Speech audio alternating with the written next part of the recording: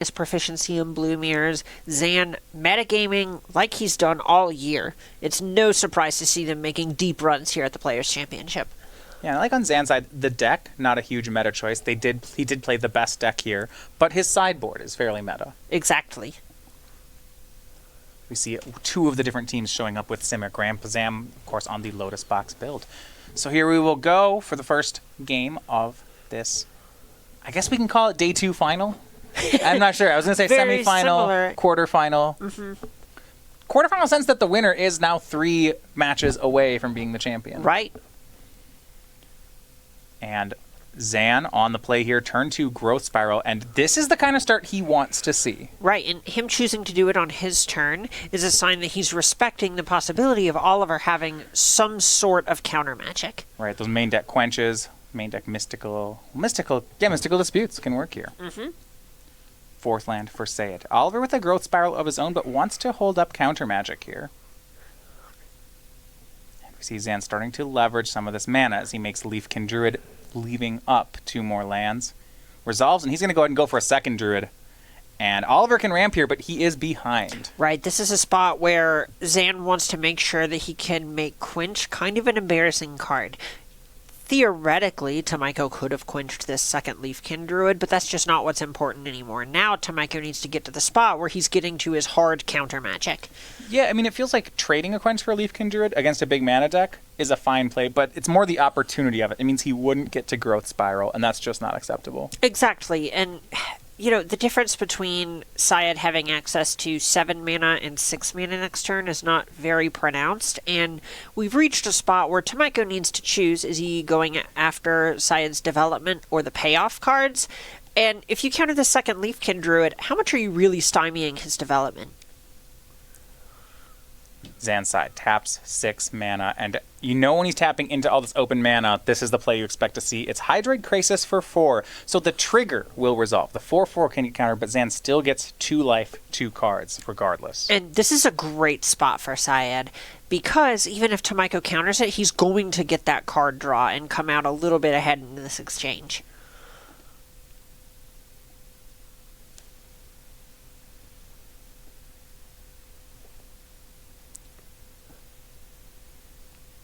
And so right now the card draw has resolved, and Oliver is debating if he wants to stop the 4/4.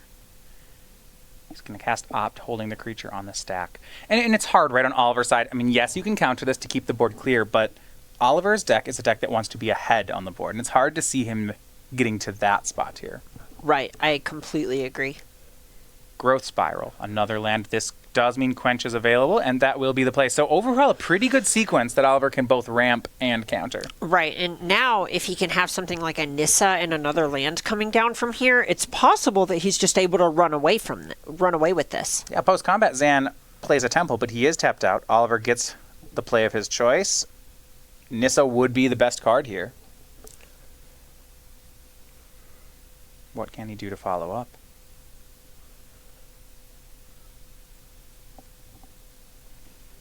And that is the one. It is Nissa who shakes the world. This is the strongest counterplay Oliver can do. So he casts it.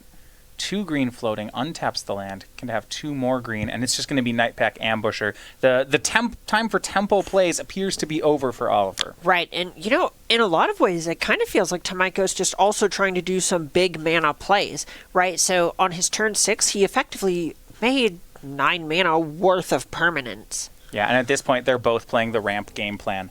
The danger on Oliver's side is if Zan untaps and makes his own Nissa, Zan's deck is better set up to use big mana. Correct, and most of what Tomajko is kind of saying here is, I need to develop threats onto the battlefield, and this is the window. It does not get better for him as the game progresses. So we go to Syed. What is his counter? 8 mana, opponent tapped out.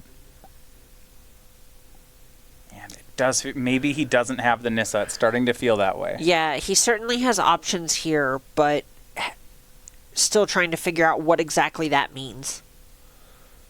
7 mana. Both Agent of Treachery and Endray's Forerunners are in Zan's deck. So, but at 7, it could be an Agent. 1 in the main, that would be a huge... That'd be a big one. Dare I say, it could be a huge steal if he casts it. And it is not. It is actually just one of the 2 copies of Finale of Devastation. Nisfinding Cavalier of Thorns. A fine play, but I think one Oliver's happy to see.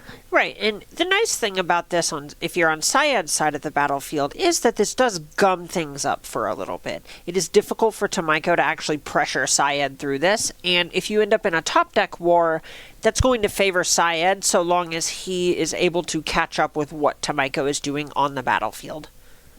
Enter the battlefield trigger from the Cavalier. Not too much you can mill over. There are 2 copies of Quasi-Duplicate that Zan's deck team is playing this weekend, so when you mill over it with Cavalier, it is like you drew a card.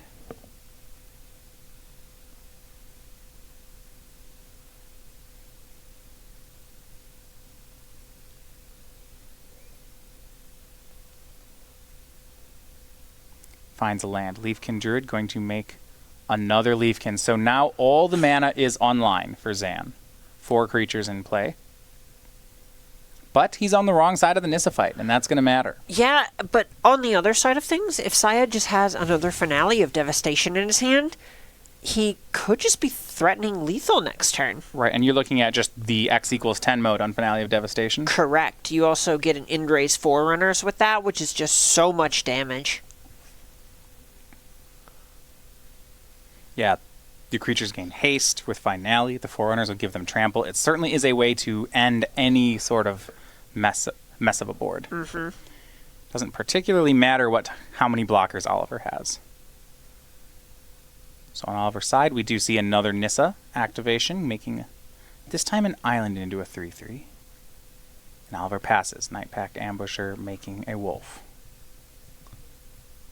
4 mana in play for Oliver. That's some counter magic. Could be Frilled Mystic.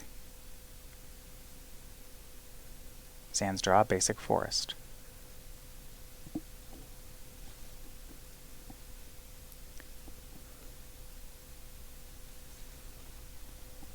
And you see now, Zan, the untap here with 14 mana. A couple. No big deal. Call it a Yeah. ramp deck for a reason, you know. The Finale Devastation then is lethal, if it resolves. That's the trick against a Right. deck like Oliver's. Oliver's deck with plenty of cards in the Was main. that nothing from I Syed? think, yeah, he has 1 card in hand, and that looked like a pass from Zan. Now Oliver, sensing he's ahead here, should just be able to clean it with a Frilled Mystic. The only real card Zan has going on right now is this 1 Blast Zone that can do some work here, but not enough. Yeah, the thing that you could see it doing here is either going after Nissa or Nightpack Ambusher, and the problem is that both of these cards are making a 3/3 every single turn. Right. I mean, if it blows up the Nissa, Zan would also lose his Cavalier, which might be a good thing. Finale of Devastation is in the graveyard. Right, and then you can get back another Cavalier, or Sure. go for the kill. Well, that's interesting. If he loses Cavalier, Zan's at 3 creatures. And I don't know if he has the mana for a game-ending finale. Well, you can float the mana before the Cavalier Right. goes away. Pass from Tomajko. End steps Zan. What is he going to do with the Blast Zone? This looks like he's going to crank it up to 5. That is the place. This will clear away Cavalier and Nissa. But Oliver with plenty of mana in play. You have to be worried about on Zan's side. There's also a point where with 15 toughness, or Think he can 19 survive? toughness, Tomajko could possibly survive. You'd have to chump a that lot is away, pretty wild. but this is a lot of toughness on the battlefield. So, we go to Zan. This is during his own upkeep. He's going to pop Blast Zone, can put a card on top with the Cavalier of Thorns. Gets to choose his draw. There is Nissa Who Shakes the World in the graveyard. There's also Finale of Devastation.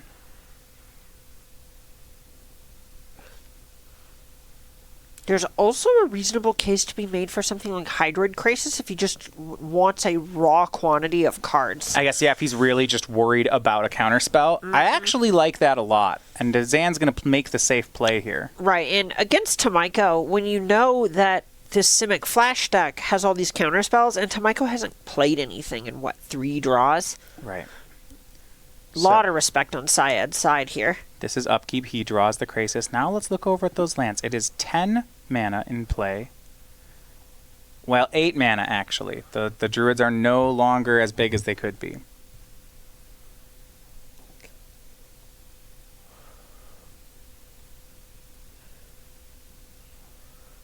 Looks like Krasis for 6. That is the 8 mana play, so it's 3 cards for Zan. And a healthy blocker here, but he still has some problems to solve. Nightpack Ambusher is going to continue to make wolves, and Oliver still has cards in hand. Right, this is the kind of gambit where if these 3 cards are just air, which can happen with a ramp deck, Syed could get really punished for this. Looks like Zan's 3 cards found a land, I believe a growth spiral. Neither of those will help. But maybe that third one in there is something he can use.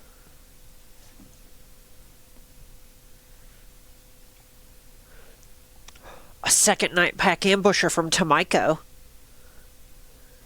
And that is going to become a problem. You mentioned having enough toughness that this doesn't matter. Oliver is getting close to that point. Right, and Tomajko's still at 20, and each of these ambushers, since they are both lords for wolves... Now they're 4/4s. Right, and they're both making wolves each turn. So this is a pair of 4/4s coming down on each of Tomajko's end steps. Well, he doesn't cast a spell, but the thing about a flash deck, you get where... I think I see it, yeah. You see. It shouldn't take too many turn cycles for Oliver to have this game done. And you see the attack here. It's going to be the entire team. Oliver actually willing to feed an ambusher into the Hydroid Krasis. Well, let's look at how much damage is this lethal? Worth. Check it out. At the very least... So the 2 biggest are the 17? ambushers, right? The ambushers are 5s. Right. So we have 9. Yeah, 17 at the least. Wow. Fair enough. This is a big swing. Looks like Zan's just going to block 1, so he takes 22 points of damage. And we'll be dropping to 3. 2-turn clock indeed.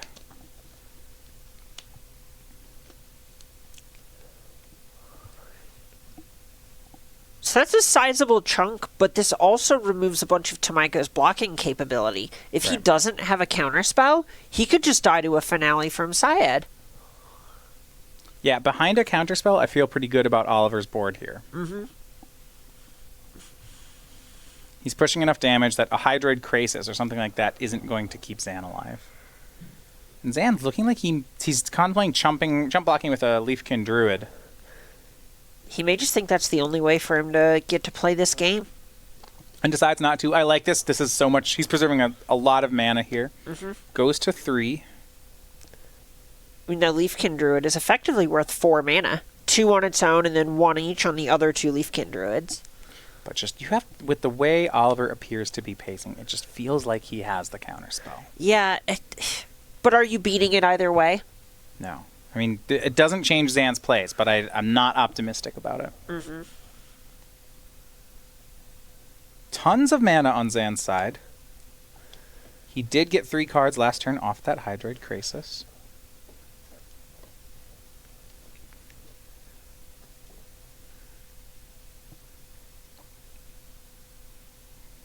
Go back Zan. Growth Spiral. Not something that inspires confidence here.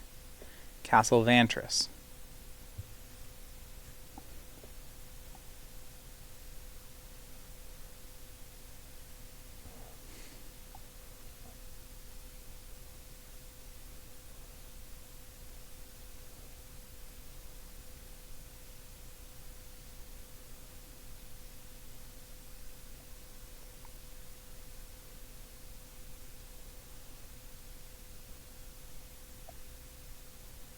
Three more from Zan.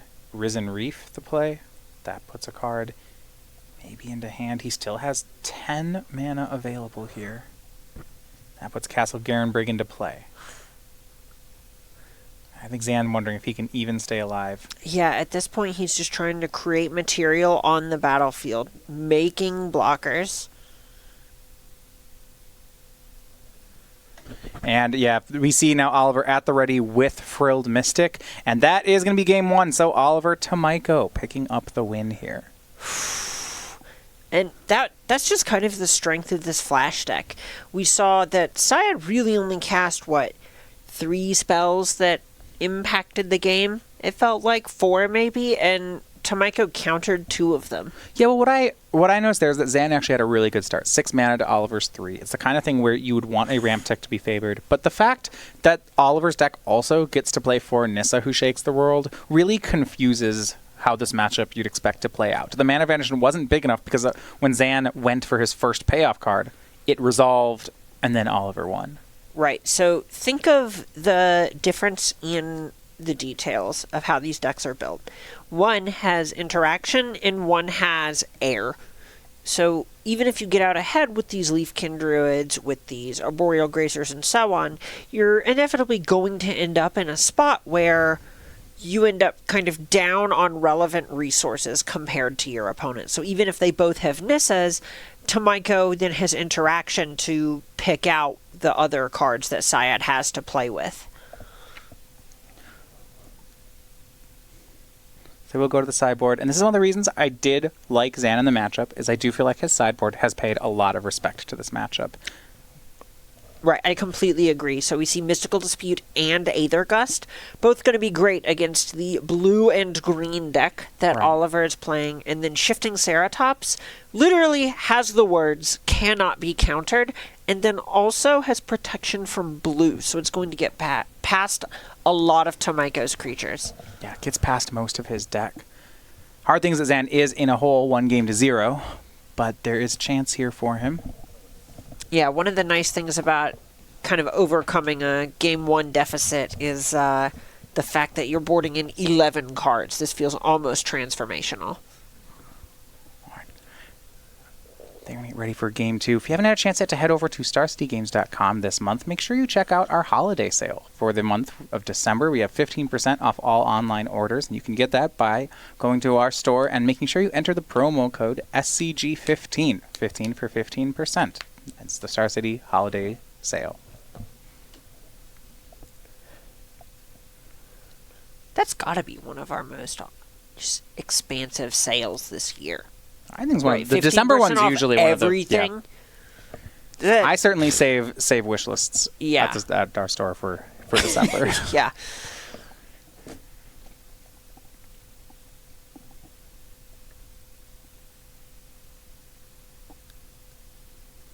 And so now Oliver 1 game away from top 4, coming back on Sunday. We saw him win a real dogfight of a matchup with John Hobbs earlier today. That was a great match, too. Winning both his groups yesterday.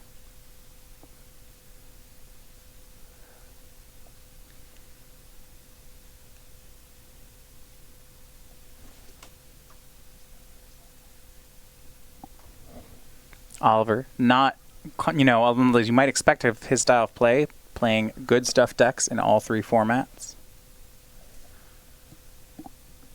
Yeah, any blue deck that allows him to maneuver his role within a game is something that you can expect Tomajko to bring to the table. He had a lot of success with Grixis Delver and Legacy. Delver strategies in general are something he's historically gravitated towards, even if he chose to go for his 4-color Mentor deck in Legacy this weekend.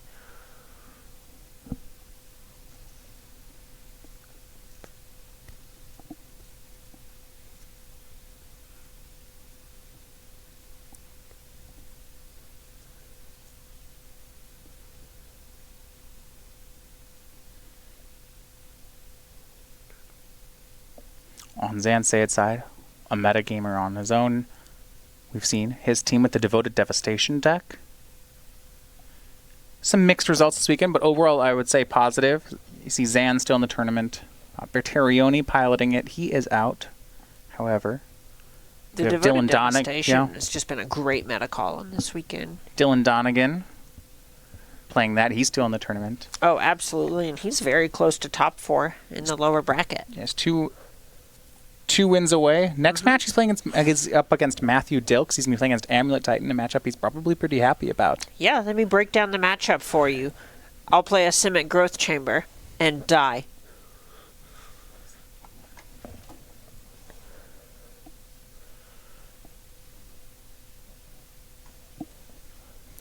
At that metagame choice, Zan, captain of Team Lotus Box. 5 top 8s and a win this year.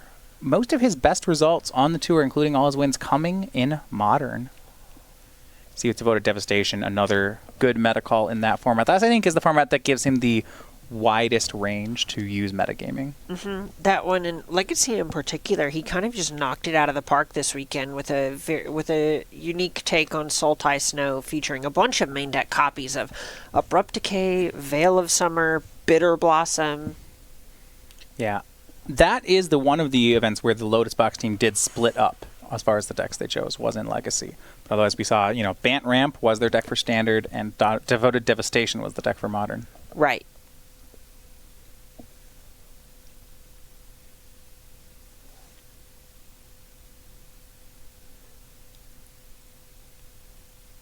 And it feels a lot like the plan with this Bant Ramp deck is just to beat up on other mid-range decks, trying to go over the top of them. Collins Mullen, actually still in the event as well. Those were the players on these decks. So right now, 3 of 4 still. We have 8, half the field is gone, and 3 of the 4 Lotus Box players still in. Gotta feel good about those numbers.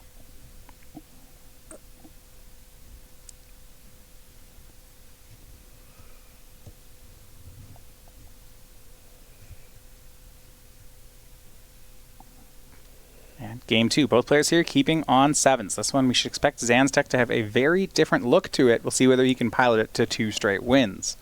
Starting off just on a forest. Yeah, and this is going to once again come down to who can leverage an early mana advantage into threats. To Tomajko. Tomajko Temple and a go. So Zan again on the play, breaking out early with some mana ramp. It's to his Leafkin Druid. Every once in a while, the Simic Flash deck will fail to keep pace. It's an deck that only plays 6 ramp spells. It doesn't always have one on turn 2 with the same kind of consistency that Zan's deck does. Exactly, and a lot of that just comes back to the fact that Tomajko really only wants to draw about 1 ramp spell per game. Anything more than that, and it's not going to be able to adequately answer the payoff cards the opponent presents. Like the Zan, 2 Growth Spirals in hand, has the freedom here to just pass. Now, he doesn't have double blue, so he can only play 1. Says go, and now Oliver tries to fire off a Growth Spiral of his own. And this is likely a question of if Zan wants to react with his own Growth Spiral, or keep the perceived shields up for some blue interaction.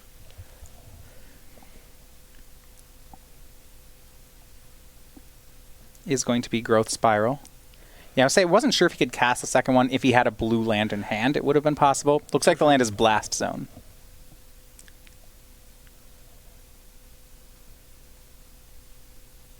So Oliver continues the cantrips going. He spirals into an Opt. Draws Sinister Sabotage for the turn.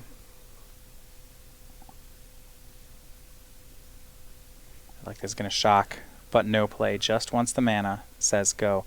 A lot of good cards in his hand. Good reactive cards. Sinister Sabotage, Aether Gust. He has at least 1 more land rolled up. And the shock here over something like an island is just representing Frilled Mystic.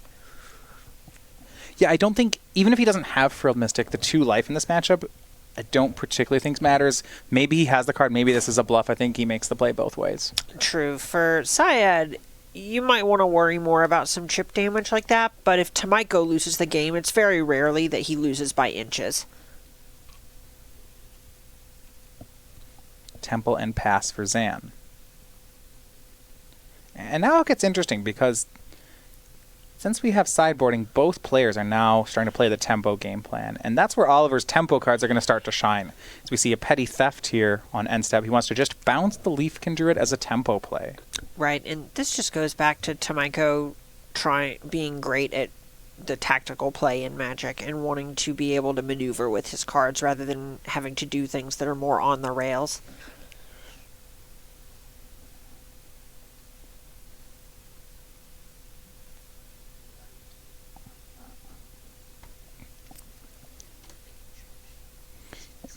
we see Zan in response there. He charges his Blast Zone. He's been doing it incrementally. It went up to 2 that last turn and now to 3 on the bounce. But land drops and go. And it's starting to feel like a Simic Flash Mirror. Right, and that's something that Syed is not particularly well equipped to play. There aren't any real flash threats that Syed has available. Right. If it starts turning that matchup, what Syed, his best outcome is that he draws one of his shifting Ceratops and opts out of this Flash Mirror. Exactly. Says, okay, well, this doesn't, you can't counter it or block it, so. Right, the only thing that you can do to interact with the shifting Ceratops with a blue card is you can Aether Gust it while it is still on the stack. Right.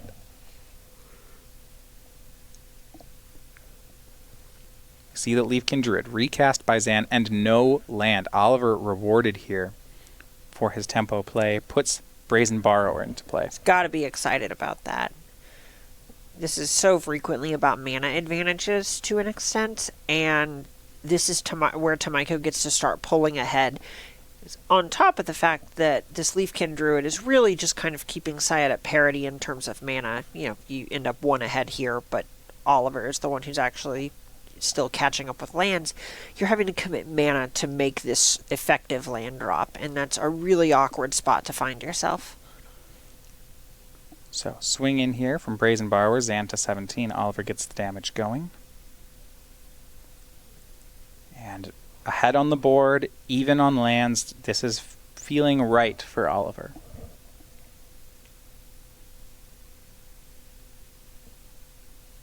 Looks like we're going to see some main phase play. Is he just going to go for Nissa here? I think he is. If he has Mystical Dispute, he likely can win this counter war. It's Aether Gust from Zan.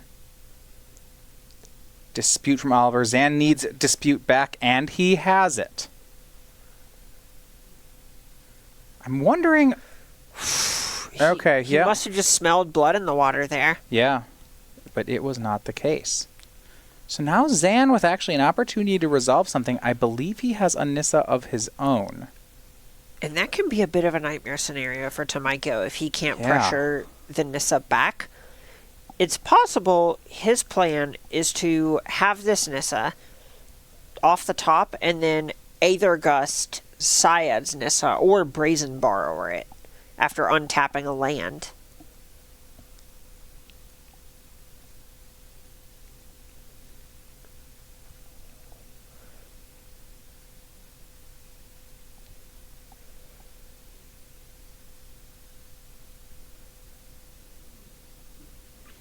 Five mana from Zan.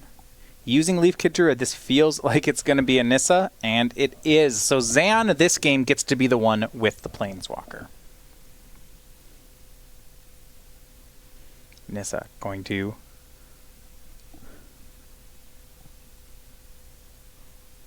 We have 3 mana here. Risen Reef.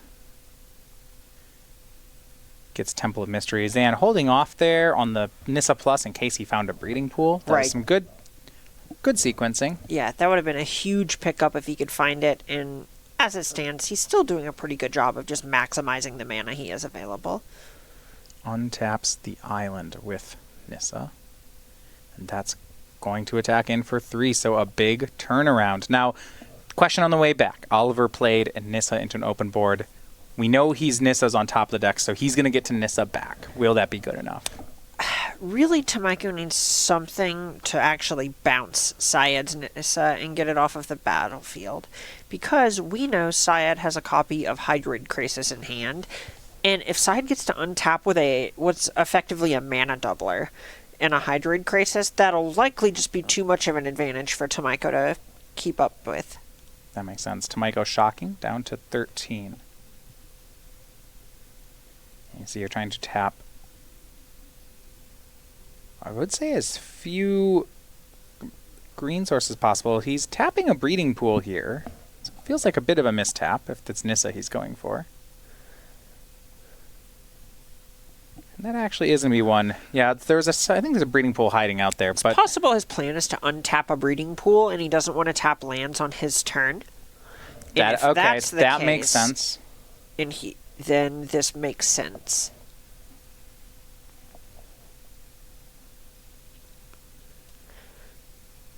Swings in, so offering a trade with Zan. I mean, if they're both at Nissa, Zan's going to likely trade this island for the breeding pool.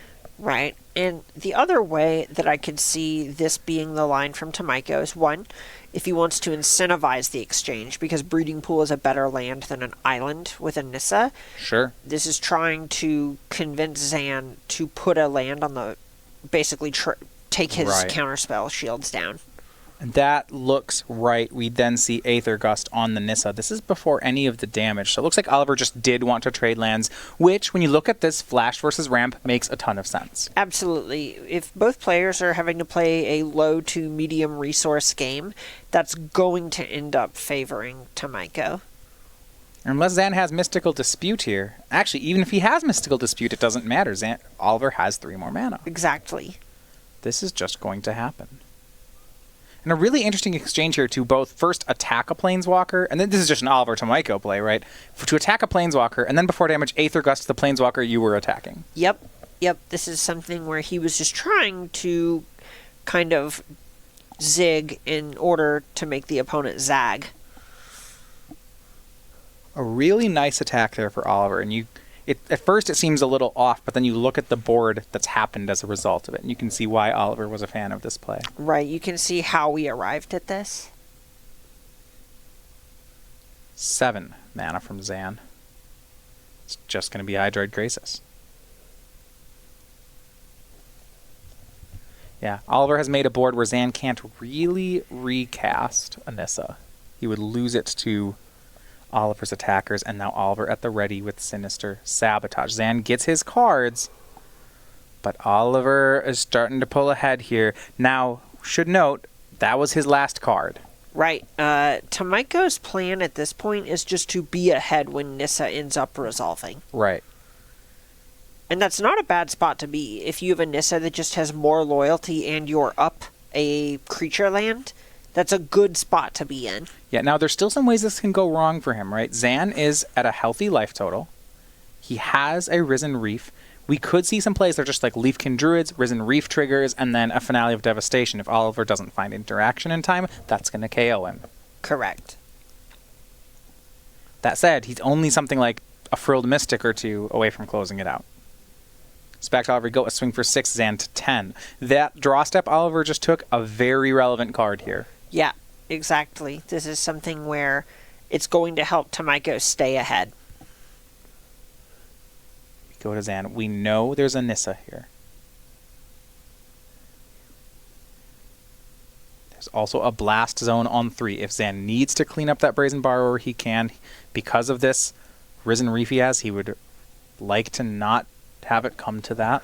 Right. Risen Reef is generally going to be a more valuable permanent than a Brazen Borrower. The issue is when your life total starts to get low. So 4 mana from Zan. Is this... It's turning into 5 maybe. This is just Nissa. Yeah, we see some of these forests stacked over to the left. It looks like it is Nissa who shakes the world. Zan trying to maximize his mana. What was that draw? Well, we don't know, but an immediate nod from Oliver. The Nissa resolved. He did not draw an answer. And that's cause for concern for Tomajko. Yeah, this might be a spot where it's just something like a Brazen Borrower, maybe a bounce spell. A Mystical Dispute just really wouldn't do it here. And Nissa's going to go to work. Plus is up to 6. This is going to untap an island. Makes it a 3/3. Zan would be just fine trading down the board here. Oh, absolutely. Here's a second Risen Reef. And this is where things start to spiral in Zan's favor. Right. Double Risen Reef means now he's drawing 2 cards per elemental. Whether they're lands or cards, it doesn't really matter.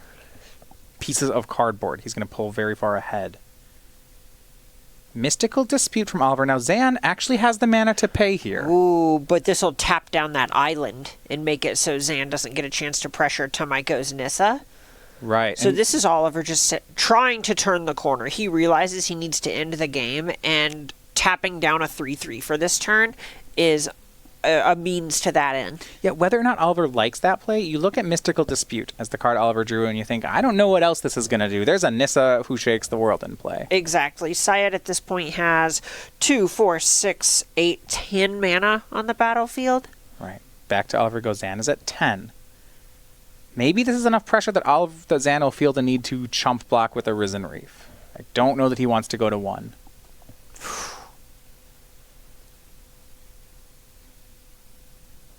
If Zan figures he has to use the Blast Zone to clean up the Brazen Borrower anyway, it does not cost him a lot to chump with a Risen Reef. We'll see his choice. A swing for 9 from Tomajko. This would put Zan down to 1 if he takes it. At this point, you have to imagine that at least one Risen Reef is getting in front of a land here. Right. Even if Zan's hand is Hydroid Krasis, I still think that's the case. And Zan's actually thinking about chump blocking with both, but looks like he decides 1. So he'll drop to 4. Right, and the idea here is if you're going to get another turn anyway, this Risen Reef is going to only be worth 3 life. Right. Right, if it's dying after the block. So this way, you at least get the opportunity to get another card out of it. Zan's hand, one of his pickups was a second Nissa. That is not a lot of help here.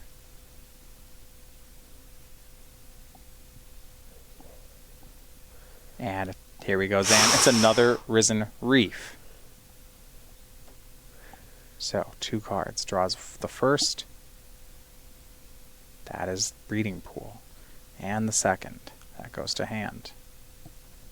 Is there a card in Zan's spot that you're looking for here? I think for the most part, you're just trying to survive. You know you have the long game, so you just need to make the game go long. Hydroid Krasis is likely your best pickup. Yeah, Krasis seems good. Even Aether Gust, pretty good here. Aether Gust would be incredible. Cavalier of Thorns, incredibly Has respectable. reach. Yeah, I actually think Cavalier sounds great. Mm-hmm. It's even an elemental, so it plays with Risen Reef. And on Zan's side, this is 3, 4, 5. I think that's that looks like Cavalier mana. Oh, it's 6 because you get to activate the Garen Brig. There we go. Okay, 6, 7, 8. About to see one of those big jellyfish. It is looking that way. So Garen Brig makes 6 mana. Leafkin Druid plus Forest plus Garen Brig is 6. Then the 2 lands makes 8. Then Nissa going to untap that. So we have 8 floating at the moment. Krasis for 4. That is the play. Or Krasis for 6. For 3, X equals 6, right? 8 mana. I think it's for... Right. Yeah. It is for 6, drawing 3 and gaining 3. Right. Correct. So Zan up to 7. Draws Mystical Dispute, Krasis, and land. And this is the spot very similar to the standards we saw with Sphinx's Revelation, where the first Revelation was never the one that got it. No. But when you start chaining them is when the game just ends up so far out of reach. 2 more mana from Zan. Cast Leafkin Druid. This triggers both Risen Reefs. Yeah, and Oliver cannot keep pace with this. So Temple into play. Scry off Temple. Does Zan want that card? He does not. So the second Risen Reef trigger draws. No, this is a game that feels like it's really gotten away from Tomajko, and I don't know how he's going to get back into this one. It feels like he's got 1, maybe 2 more draw steps. And he picks up the cards. Was very close to finishing off Zan Syed, but he was not able to do it. And with that, Zan forces a deciding Game 3. And this is going to also be the first game of the match that Tomajko was in the play. And that's going to be a dramatic advantage for this Flash deck. It's so much better when it's playing from ahead rather than having to play catch-up. So I want to go back to the turn.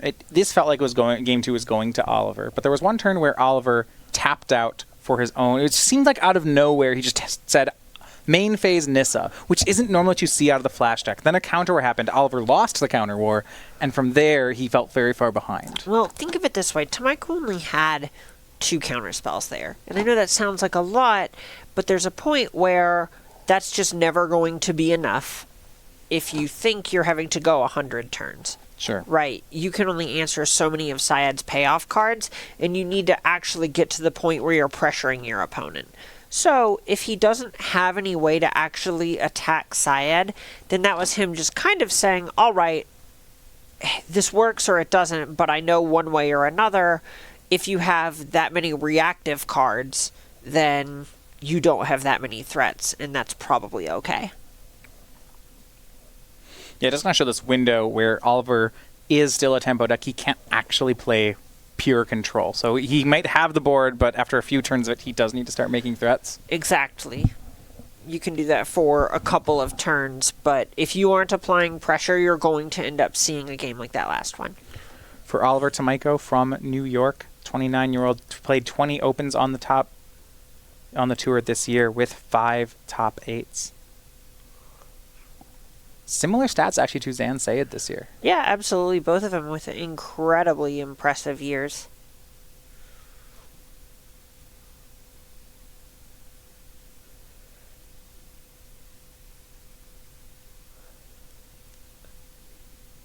With the win of this next game, one of these players will come back tomorrow. Tomorrow, top 4 semifinals and finals, each one is a full match of Standard, Legacy, and Modern between the players. Best 2 out of 3 matches of all the decks they brought to the tournament. Best of 3 of 3. Best of 3, best of 3s. What's the most awkward thing we can call it? The best of 3 squared. Best of 3-3.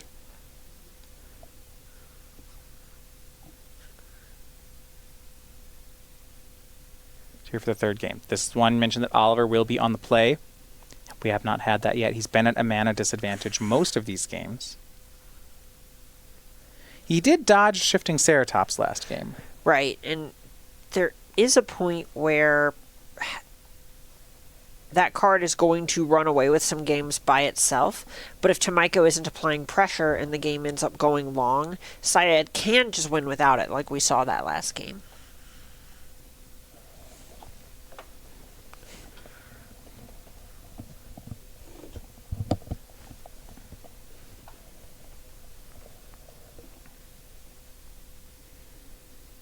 For Team Lotus Box mentioned there are 3 players in the field. They would love to get 3 players into the top 4, but this could be their first slot. For Tomajko, Team Mythicos Studios.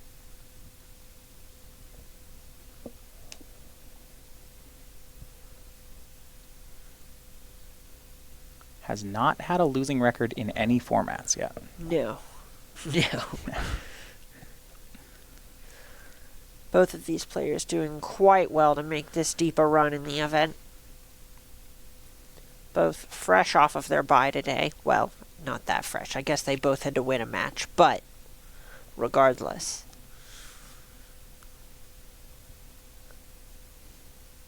And Oliver on a 7, Zan on a 6. The bright side is when you are playing Risen Reef, it's not that difficult to end up just recouping that loss pretty quickly. Right, if you get an uncontested Risen Reef, you typically end up with more cards than you can cast. Exactly. That last game we saw Syed with sort of an embarrassment of riches, right? Tomajko conceded while Syed still had 4 cards in hand.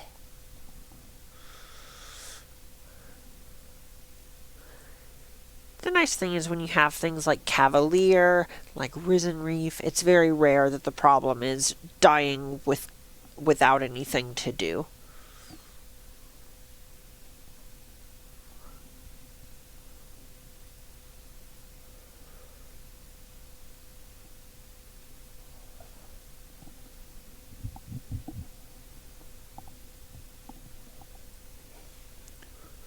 This is our first of 2 win and ins for day 2, or day 3 for Sunday.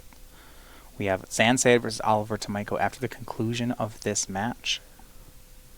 We do have our second one between Colin Roundtree and Edgar Magayesh. Really, just all of these players on top of their game this weekend.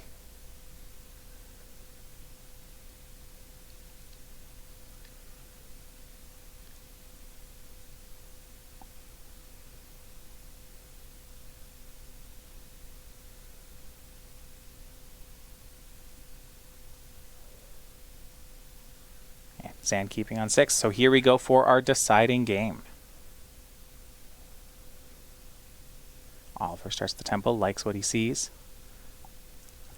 There we go on Zan's side. Looks like Leafkin Druid at the ready for turn 2.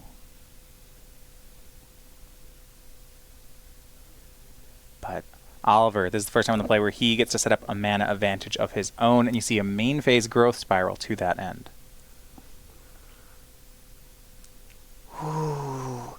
Shifting Ceratops off the top for Syed. I like this a lot, especially when Zan's on the draw and on a mulligan. It's hard to play a fair fight, and one thing that is not playing fair is if Zan just makes Shifting Ceratops this turn. Now, Nightpack Ambusher from Oliver complicates things because that card is not blue. This is a big play. What this is doing is Tomajko creating a situation where even if Shifting Ceratops comes down, he's ready for it.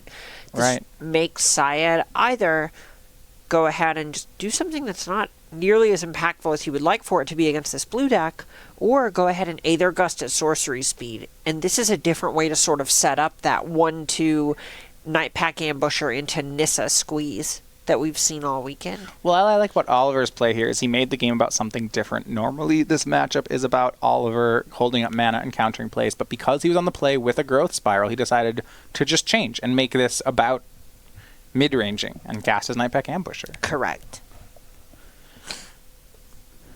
Now now that it's in play, he certainly can go back to that other game plan, pass the turn, get a wolf.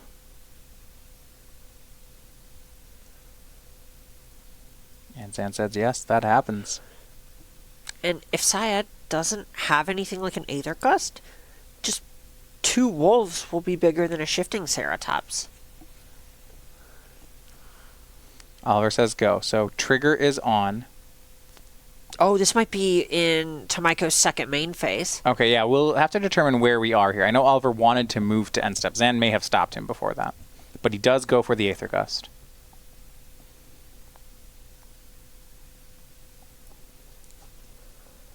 Oliver. Frilled Mystic says no. This means no wolf this turn. Zan got Oliver to cast a spell. This is a window for Nissa. Does he have it? Land. Yeah, it doesn't even need the land. A Nissa here on Zan's side is the play. It's the big prize. We don't know if he had it to start. He had Shifting Ceratops. That doesn't seem good enough. No, that is not even close to good enough on this battlefield. Shocks a land into play. That feels like a Nissa. I would be surprised if it wasn't. Because he can make Nissa and Ceratops here, right? But only if he shocks. I think that's the play. Zan with the near perfect here. That's going to be a big turnaround. Nissa who shakes the world from Zan. Oh my gosh. Now, if he makes Ceratops, this is just very good. So starts out now by untapping a land. Has to be a forest, which he will do. That's He's got a few of those. I think he'll find a way to manage. And then 2 cards left. We know one is Ceratops, and this is the maximum punish for Oliver. Ooh. So the sideboard card from Zan. And this was the biggest turnaround. Oliver taps out. What is the worst that could happen? Well, this is just about it. Oh, yeah, this is the absolute nightmare scenario for Tomajko. And this is the problem with kind of pivoting into this Haymaker versus Haymaker strategy against a ramp deck. Right. You can do it contextually, but in general, Tomajko's deck is worse at this kind of game plan, and Zan's showing him why. Exactly. You know, look at Shifting Ceratops here. If you attack in with Nightpack Ambusher and Frilled Mystic at Nissa, 1, you're probably not going to get to kill the Nissa, and 2, Shifting Ceratops just gets to eat a free Frilled Mystic. Right. On Oliver's side, what his deck wants to do is to say go here and get a wolf with Nightpack Ambusher. But now with the board looking like what it is, I don't know that that's a winning line for Oliver. No, I just don't think that's realistic because on the other side, Syed's also getting a 3/3 every turn and effectively doubling his mana.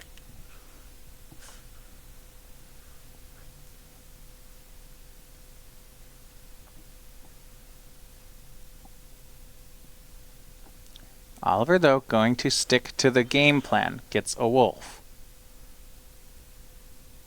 So if he has something like a Brazen Borrower or an Aether Gust here, that's how this is a winning line. And his Borrower to get rid of Nissa. This interaction always, at the first time you see it, you said, wait, I thought you didn't cast a spell. But it does work. So Oliver trying to keep the board clear. He leaves up specifically enough mana for Sinister Sabotage. That might be the card. There might be a counterspell in hand. This all might be a bluff, and maybe the only thing he has is an end-step Brazen Borrower. Exactly. You could even see something like Mystical Dispute being hard cast here as a possibility. Right, Zan sitting on 6 mana. Actually, no, 4 creatures. Let's make that 8 mana. All right, so just kidding on that Mystical Dispute. Right. Well, to be fair, there's enough creatures on Oliver's side that he might be able to attack down Nissa. Sure. But we'll see on Zan's side. He does want to spend a blue here. I was going to say he has 3 forests, so if he wants to recast Nissa, he could use Castle Garenbrig here. But it's going to be Nissa who shakes the world. Sinister Sabotage from Oliver. Does Zan have a way to counter back? He does not. Oh my and God. Oliver gets the counterspell here. It was the card he needed. It's the only counterspell that would have worked. Right, and this is a spot now. Syed can't cast another really important Haymaker this turn, and Tomajko, I'd say Tomajko's ahead on the table. Yeah, and Zan just says go. So to Oliver we go. Now if Zan has a second Nissa, he can try again next turn, and it might be good enough. Right, but this also tells Tomajko that if he has something like a Nissa, another Night Pack Ambusher, etc., he knows the shields are Right. down. That Nissa would have resolved if Syed had anything. Right, is there... Yeah, I mean, I guess if Syed's counterspell is Aether Gust, Sure. he's still live for that, because you can't win a counterspell war with it. Sure. But certainly no Mystical Dispute, no counterspells of Zan's outside of that.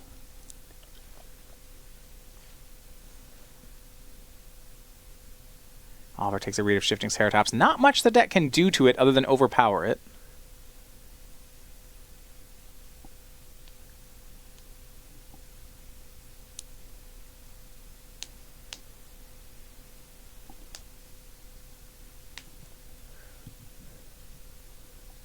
And Oliver says go. Reaches for that wolf token. Zan says end step Growth Spiral. Is that fine? That'll work. Zan draws. No land into play. Another wolf for Oliver. More mana for Oliver. Things are starting to go his way again. He's recovered from that one turn fairly nicely. Right, he just really needs to keep some sort of snowbally payoff card off the battlefield. Zan, it looks like he's just going to go for Nissa again, except we see 7 mana. Make that 8. This might just be a Krasis. And it is Hydroid Krasis for 6. And it's a Mystical Dispute. Oliver says you can have the cards, but you cannot have the 6/6. Right, and this is Tomajko effectively saying he wants to keep Syed off the battlefield. And now we see another Night Pack Ambusher from Tomajko, and this looks like he's turning the corner and going to try to go for lethal to lock up his spot in Sunday competition. Right, and he's doing all of this with the Krasis trigger on the stack, so he knows it will resolve. I start to look at this board here. I'm not sure that Zan can survive the attack. I think we're going to see our first semifinalist. It is looking that way. Oliver keeping pace, lets the game slip, and then takes it right back. Gets ahead on this tempo plan, and yeah, you see he's counting it out. So the knight there, those are 5s, those are 4s. This is a 3. So if he blocks the 2 5s, he's taking 10, make that 11. If Oliver bounces a blocker, then it's 16. So not quite enough, but it's a 2-turn clock for sure. And Split the Oliver difference. says, yeah, we'll trade some creatures. That's fine. Let's make this happen. Right, at this point, Tomajko's just saying this is going to be enough damage over the course of the next 2 attack steps that Syed is done. And there's that Brazen Borrower hiding out on an adventure for Oliver too. In case he ends up a little short, he can add another attacker. This will be a huge chunk of Zan's life total. The 3/3. Looks like it's going to trade with the only thing it can trade with. That's Frilled Mystic. Which means the pro-blue creature. And yeah, this is actually the right block. Yeah, I think you have to put it on one of the wolves. You save 1 extra life that way, and assuming this Ceratops trades with an ambusher, the wolf will shrink to a 3/3. Right, so you get a pair of trades, but this is still going to be 12 damage. Zan will drop to 5. Right. When you're ahead on the battlefield, reducing resources like this is just going to favor the person who is ahead.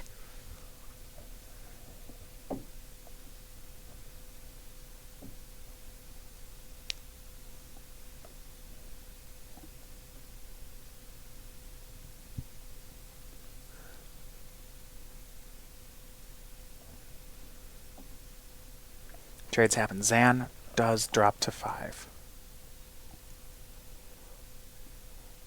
And Oliver's side doesn't have to do anything else. He can say go and collect another wolf. And that's going to be the play. We are to Zan's last turn, trying to stay alive, and I just don't know that it's there.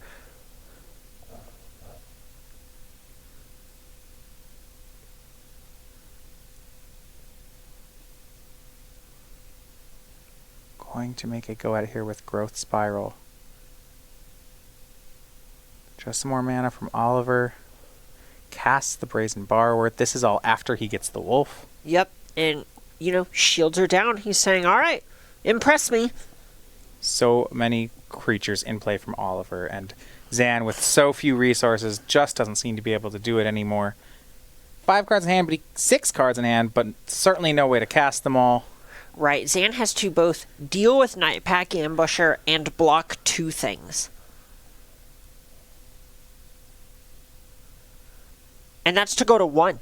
That's to go to 1. That's not right. even to win the game.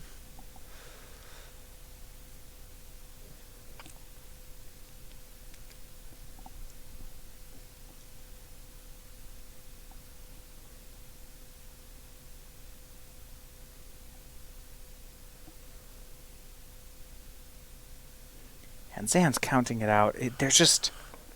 He goes, all right, what is the... Yeah, I don't know this there's into even... this into this. If the top of my deck is perfect, what does that look like? He's looking for the hero play, but there's just so many things. There's 5 attackers already here. Let's see if he can find something. Here's Leafkin Druid. All right. And a pass. 3 mana up. On Oliver's side, this seems pretty straightforward. I think you can... they're all 0 power creatures. You can turn everything sideways. Beat downs. Is this it? 1, 2, 3. That's still lethal. It's even Aether Gust. He's holding on. Maybe he can survive a turn. And Oliver puts another one in play. So Oliver Tomajko does pick up the win. 2 games